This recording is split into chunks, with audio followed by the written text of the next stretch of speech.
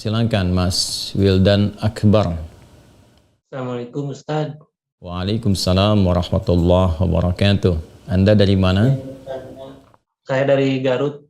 Dari Garut. Baik. Semoga Anda dan keluarga mendapatkan rahmat dan ridha Allah Subhanahu wa taala, dan semoga percikan rahmat dan ridha itu diberikan juga kepada kita semuanya. Dipersilahkan. Ingin bertanya tentang tempat wudhu Pak Ustaz. Ya. Ya misalkan di rumah kan terkadang tempat wudhunya itu menyatu dengan toilet WC. Nah itu bagaimana, apakah Islam memandang tentang itu? Baik.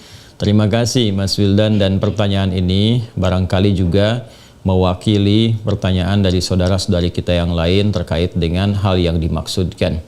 Idealnya memang tempat wudhu itu berpisah dengan toilet. Mengapa? Karena di dalam tempat wudhu itu kita juga menyertakan berbagai macam kalimat-kalimat thayyibah yang mengiringi proses wudhu, baik sebelum ataupun setelah wudhu itu dilangsungkan. Bukankah kita saat berwudhu kan mengucapkan Bismillahirrahmanirrahim, kan? Sebagai mula kita mengerjakan segala kebaikan dengan dasar yang Nabi sabdakan, kullu amrin tibalin la yubda'u fihi Bismillahirrahmanirrahim fahuwa abtar. Dan itu juga sebagai ekspresi ungkapan gambaran atas niat yang kita tujukan dari wudhu itu, kita arahkan untuk mendapatkan ridha Allah Subhanahu wa taala. Kemudian juga di akhir wudhu kita juga kan berdoa, kan, dengan mengucapkan syahadatain, syahadu an la ilaha illallah, syahadu anna muhammadar rasulullah. Kemudian kita mengatakan Allahumma ja'alni minat tawwabin wa ja'alni minal mutatahhirin. Kalau kita mau kemudian tambahkan juga dengan doa wa ja'alni min ibadikas salihin. Nah, sedangkan kalimat-kalimat thayyibah yang berupa permohonan-permohonan doa dalam kebaikan ataupun menyebut asma-asma yang mulia, nah itu kan umumnya tidak diutarakan saat kita berada di dalam toilet, karena toilet punya sifat tertentu, sifatnya hanya untuk menyalurkan atau membuang hadas, baik yang sifatnya kecil ataupun juga besar, dengan cara-cara tertentu yang boleh jadi juga melahirkan najis. Sedangkan wudhu itu tidak seketika juga menyatu dengan menghilangkan najis, bisa jadi hanya hadasnya saja, belum tentu ada najisnya, gitu kan.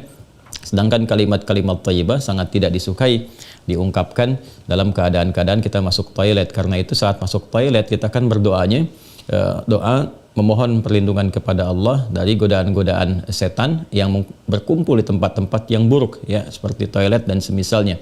Allahumma inni a'udzubika minal khubuthi wal khaba'ith. Nah, kemudian ketika kita keluar, kita kan beristighfar tuh. Ghufranak, gitu kan? Ghufranak, mohon ampunanmu ya Allah. Nah, ada yang mendetilkan itu. Kenapa kita minta ampunan ketika keluar? Karena kita menahan diri dari pengungkapan kalimat thayyibah yang biasanya kita ucapkan di setiap tempat, gitu kan? Istighfar, sholawat dan sebagainya. Nah, ketika itu terputus saat masuk toilet, seakan-akan ada sifat tawadhu, kita memohon ampunan karena nggak mampu mengungkapkan, karena itu tempat yang tidak pantas, gitu kan, diungkapkan itu di tempat yang tidak sesuai. Maka ketika keluar kita mengatakan ghufranak kalau ada hal-hal yang tidak tepat di dalam dan tidak mampu mengerjakan hal yang biasa kita kerjakan. Itu adab saja, takdib di dalamnya.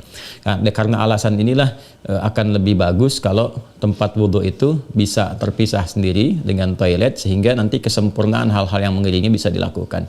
Bila pun memang keadaannya tidak memungkinkan dan hanya ada itu dan bisa didapatkan di dalam berbagai kondisi, Anda ke mall misalnya kan, tidak ada tempat spesifik wudhu, taruhlah gitu demikian kondisinya, atau bahkan dalam kondisi tertentu, bahkan saat haji atau umrah yang begitu padat tempat wudhunya misalnya, dan Anda hanya menemukan ada toilet tapi ada keran yang disiapkan terpisah, gitu kan, di dalamnya itu. Nah, ini kondisi-kondisi demikian masih memungkinkan. Jadi kalau ada kondisinya sifatnya tidak terpisah keadaan tempat wudhunya, maka tidak ada masalah ketika Anda berwudhu dalam keadaan juga menyatu tempatnya dengan toilet, karena kaidah juga mengatakan ad-daruratu tubihul mahdharat. Kondisi-kondisi yang mendesak itu, kondisi-kondisi yang tidak biasa itu membolehkan, bahkan yang terlarang pun asalnya diperkenankan. Nah, ini kan sifatnya tidak terlarang, hanya tidak disukai, gitu kan, makruh sifatnya, nggak ada nas haram di dalamnya, tapi sifatnya tidak disukai. Tidak disukainya itu karena kita tidak bisa mengungkapkan hal-hal baik yang mungkin kita bisa lakukan, ya saat kita berwudu. Jadi kita berdoa harus keluar dulu setelah selesai wudu, kan, baru kemudian kita bisa berdoa. Ataupun Bismillahirrahmanirrahim hanya kita bisa ungkapkan dalam hati, nggak bisa kita lafadzkan gitu kan. Doa-doa pun kita iringkan di dalam hati. Nah itu hal-hal yang menjadikan kita kemudian tidak maksimal. Pun demikian juga ada satu kondisi lain, itu kan tempat berkumpulnya setan di tempat-tempat yang kurang bagus itu, sehingga godaan-godaan saat berwudu dan sebagainya, nah itu kadang-kadang lebih banyak. Nah ini tentunya juga di satu sisi tidak berlaku juga ya kondisi ini saat misalnya kalau mandi besar, kadang-kadang kan juga tempatnya menyatu juga dengan toilet, kan mandi besar juga berlangsung wudu di dalamnya, kan? Nah ini kita harus fleksibel juga dalam kondisi-kondisi demikian. Jadi ini yang mau saya katakan, tidak berhukum haram, itu bisa dilakukan. Kalau tempatnya kita misalnya memungkinkan untuk berpisah, bagus ada dipisahkan. Tapi kalau menyatu pun tidak ada masalah, kan? Tidak ada masalah sepanjang dalam keadaan-keadaan darurat tertentu dan tidak berhukum haram. Ya, apa dalilnya? Yang tadi saya sampaikan. Ya, tidak ada nas spesifik mengharamkannya, dan kadang-kadang kita mandi besar juga ya, al-ghuslu dari janabah dan semacamnya juga berlangsung, dan dalam mandi besar juga ada wudu. Namun barangkali kesempurnaan itu tidak bisa kita iringkan dengan kalimat-kalimat thayyibah yang diungkapkan, hanya dalam hati kita lakukan. Jadi kalau tidak ada tempat lain dan menjadikan Anda berwudu misalnya menyatu dengan toilet, di dalamnya ada toilet, maka kalimat-kalimat thayyibah itu cukup dalam hati, tidak perlu diungkapkan di lisan, kan? Dan sempurnakan wudu Anda, lalu ketika keluar Anda berdoa sebagai penutup bagian dari wudunya. Demikian kiranya bisa disampaikan.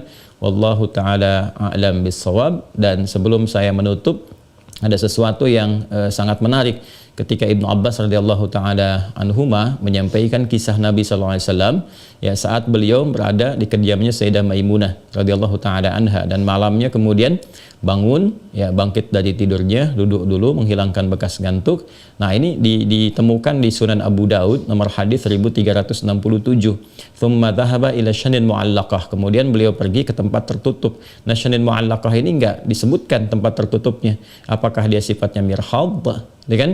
Apakah tempatnya toilet yang menyatu, kamar mandi, ataukah dia tempat wudhu, dengan midha, misalnya, apakah dia tempat wudhu.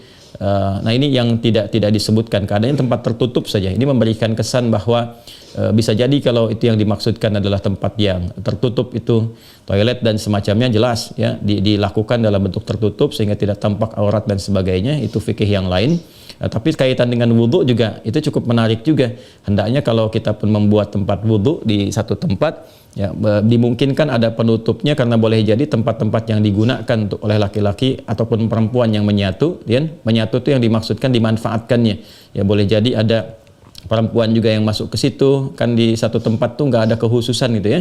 Nah, tapi tempat-tempat lain sekarang sudah lebih bagus. Ini untuk laki-laki, ini untuk perempuan, tuh nggak ada masalah.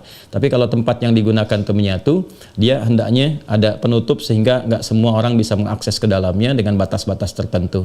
Apa kaitannya, korelasinya dengan pertanyaan Anda? Syanin mu'allaqah di sana nggak disebutkan.